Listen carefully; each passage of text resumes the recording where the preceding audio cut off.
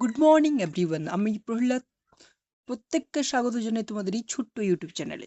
আজকে আমরা class 10-এর process writing নিয়ে ডিসকাস করতে চলেছি, যেটি আমাদের পরীক্ষায় সব থেকে বেশি পরিমাণে এসে থাকে। তো সেই সমস্ত টপিক আমরা করছি যেগুলি আমাদের পরীক্ষায় আসার চান্স রয়েছে এই বছরের জন্য। তো বেশি কথা না বাড়িয়ে আমরা আমাদের ক্লাসটিকে শুরু করতে চলেছি। ক্লাসটি শুরু করার আগে একটা স্পেশাল নোটিস, যে প্রত্যেকে একটু হেডফোন লাগিয়ে নিও এবং একটি শান্ত জায়গায় গিয়ে বসো। এতে তোমার ক্লাস করতে সুবিধা হবে। সাথে একটি খাতা রেখো, খাতাতে লেখা শুরু করো। ঠিক আছে, যেগুলি আমি দেখাচ্ছি। তাতে কি হবে, তোমার পড়া প্লাস লেখা দুটোই কিন্তু একসাথে কমপ্লিট হয়ে যাবে। চলো, আজকের টপিকের নাম হচ্ছে প্রসেস রাইটিং পার্ট 2। এখানে আমরা শিখব প্রসেস রাইটিং লিখবো কিভাবে। ঠিক আছে, প্রথমত দেখো প্রথমত দেখো আজকে আমরা যেটা পড়তে চলেছি সেটি হচ্ছে প্রসেস রাইটিং ফরম্যাট। মানে আমাদের এমন একটা ফরম্যাট দেব যেটা তোমরা ইউজ করে যে কোনো ধরনের প্রসেস রাইটিংকে ইজিলি লিখতে পারবে। ঠিক আছে, তার জন্য এই ফরম্যাটটি আমাদের বানানো হয়েছে।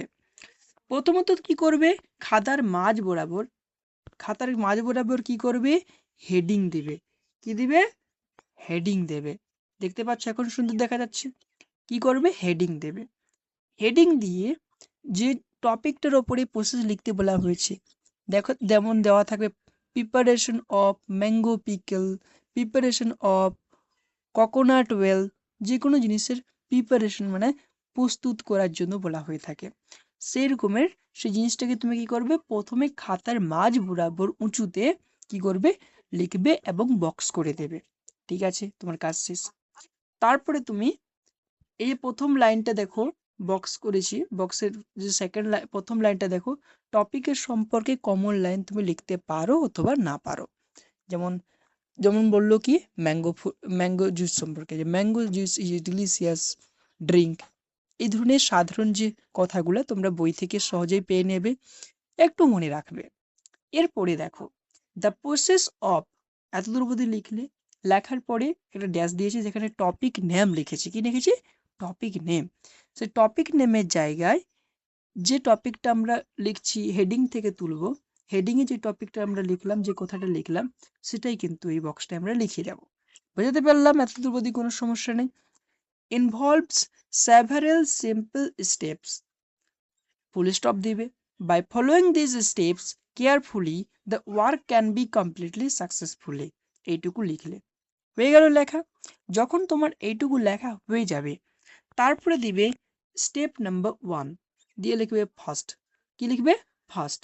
ফার্স্ট লিখে তোমাদের বইতে যে কোয়েশ্চেনে যে প্রথম কিছুগুলো লাইন থাকবে, ঠিক আছে, এগুলো এখন দিচ্ছি, প্র্যাকটিস সেশনে চলবে। এর প্রথম তোমাদের বইয়ের যে প্রথম লাইনটা থাকবে, যে কোয়েশ্চেনের প্রথম যে লাইনগুলো থাকবে, যে আম আমরা কিনে আনলাম বাজার থেকে, বা কুড়িয়ে আনলাম, বা নারকেল কুড়িয়ে আনলাম, সেইটা তুমি প্রথম প্রসেসে লিখবে।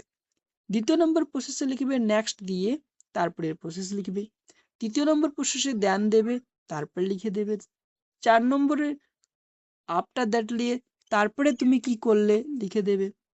এবং 5 নম্বরে কি কি করলে, মানে লাস্ট অবধি শুধু স্টেপ বাই স্টেপ লিখে গেলে কি কি করা হয়। তারপরে লিখলে কি, ফাইনালি। ফাইনালি লিখে তুমি লিখবে, finally it is prepared for sale. ঠিক আছে, এইটুকু লিখে তুমি লেখা শেষ হয়ে যাবে। যখন তোমার লেখাটা পুরোপুরি কমপ্লিট হয়ে যাবে, কমপ্লিট হওয়ার পরে তুমি কি করবে, এখানে একটু ভুল লেখা আছে। খাতাটা যতটা তোমাদের লেখা হলো, চারিদিকে একটা বক্স করে দেবে। কি করে দেবে, বক্স করে দেবে। এতে তোমার লেখাটা অনেকটা সুন্দর দেখাবে, তার সাথে সাথে স্যারের দৃষ্টি আকর্ষণ করবে। তো থ্যাংক ইউ। এখন আশা করি বোঝাতে পেরেছি তোমাদের এই ছোট্ট সেশনের মাধ্যমে, যে কি করে আমাদের প্রসেস রাইটিং এর একটা আদর্শ ফরম্যাট করা যায়, বা কি করে আমরা খুব তাড়াতাড়ি প্রসেস রাইটিং থেকে ভালো একটা নাম্বার তুলে নিয়ে আসতে পারবো, তোমাদের শিখিয়ে দিলাম। তো থ্যাংক ইউ, দেখা হবে পরের ক্লাসে। পরের ক্লাসে আমরা এডিটোরিয়াল লেটার কিভাবে লিখতে হয় আর পার্সোনাল লেটার কিভাবে লিখতে হয় আমরা শিখতে চলেছি। তো এই ধরনের আরও নতুন নতুন ভিডিও পাওয়ার জন্য চ্যানেলটিকে অবশ্যই সাবস্ক্রাইব করে দিও। এবং যদি তোমাদের এই ক্লাসটি কাজের মনে হয়ে থাকে, যদি তোমরা বুঝতে পারো, উপকৃত হয়ে থাকো, তবে অবশ্যই লাইক করে দিও। আর তোমাদের ছোট্ট ছোট্ট কমেন্টগুলো করে যেও। কারণ কমেন্টের মাধ্যমে আমরা বুঝতে পারবো তোমরা বুঝতে পারছো কি পারছো না, তোমাদের কোথায় সমস্যা হচ্ছে, কি অসুবিধা হচ্ছে। থ্যাংক ইউ, দেখা হবে পরে।